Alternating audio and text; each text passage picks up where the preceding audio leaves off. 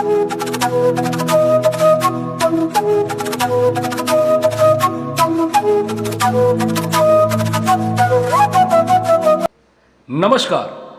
मैं हूं डॉक्टर छोटे लाल गुप्ता, असिस्टेंट प्रोफेसर।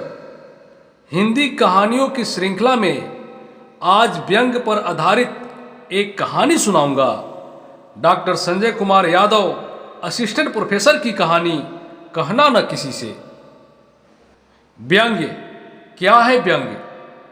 व्यंग्य एक ऐसी साहित्यिक अभिव्यक्ति अथवा रचना है जिसके द्वारा व्यक्ति अथवा समाज की विसंगतियों और विडंबनाओं अथवा उसके किसी पहलू को रोचक तथा हास्यपद ढंग से प्रस्तुत किया जाता है। वर्तमान समाज में व्याप्त अव्यवस्थाओं को देखकर कभी कभी मन व्यथित हो जाता है, चाहे वह अव्यवस्था राजनीतिक, आर्थिक या धार्मिक हो। व्यंग्यकार इन्हीं भावनाओं के सच को व्यंग के माध्यम से समाज को परोसता है। नैतिकता, सदाचार, ईमानदारी, सत्य, न्याय आदि मानवीय मूल्यों को जीवन में स्थापित करने की प्रेरणा प्रदान करता है। प्रस्तुत व्यंग पर आधारित कहानी कहना ना किसी से समाज का आईना है, जहां आदमी के आदमियत को स्वार्थ ने कैसे निगल लिया है, यह दिखाने का प्रयास किया गया है। आइए सुनते हैं कहानी कहना ना किसी से। एक रात की बात है, अपने शहर के जनता सिनेमा में लगी आदमी खिलौना है फिल्म देखकर मैं सड़क का आदमी बना हुआ था। पैदल ही अपने आवास की ओर चला जा रहा था, क्योंकि मुझे पता था आदमी मुसाफिर है, आता है जाता है, आते जाते रास्तों में यादें छोड़ जाता है। मैं मस्त मगन चला जा रहा था कि अचानक एक करकती हुई आवाज सुनाई दी। रुको, कौन हो? कहां से आ रहे हो? मैंने सामने देखा।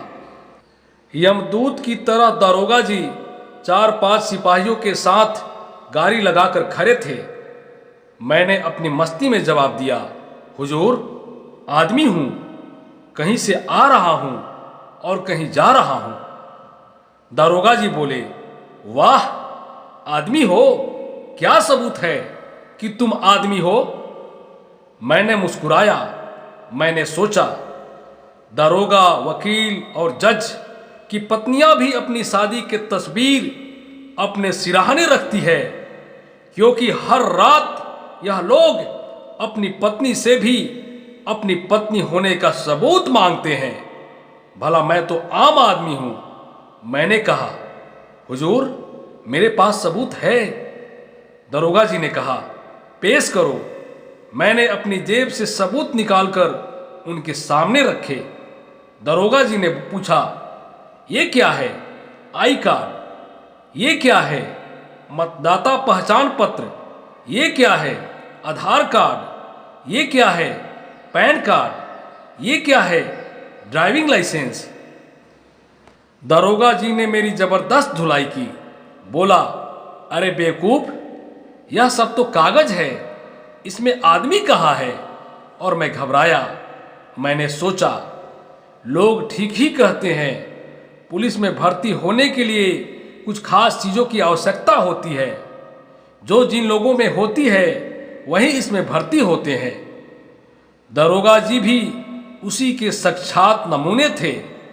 मैंने गुस्से से कहा, हुजूर, कपड़ा लत्ता पहना हुआ, सूट बूट से लैस एक आदमी आपके सामने खड़ा है और आप पूछते हैं कि आदमी कहाँ है?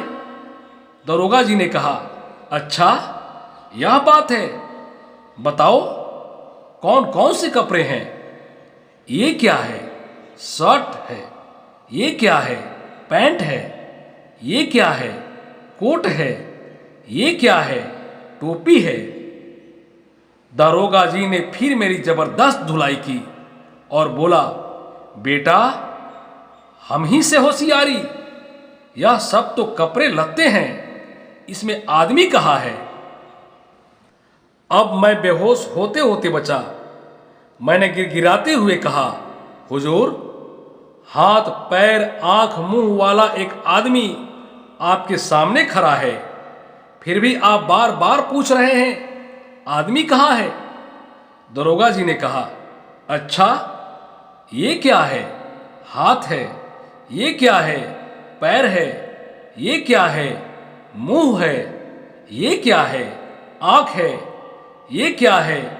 नाक है? ये क्या है? कान है?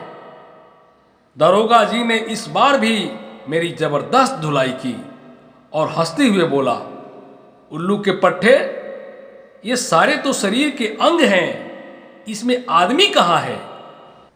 मैं बेहोश होकर नीचे गिर पड़ा। दरोगा जी ने मुझे झकझोर कर उठाया और बोला, सीधे सीधे बता, तू कौन है? मैंने हाथ जोड़कर कहा, हुजूर, मेरा नाम डॉक्टर संजय कुमार यादव है।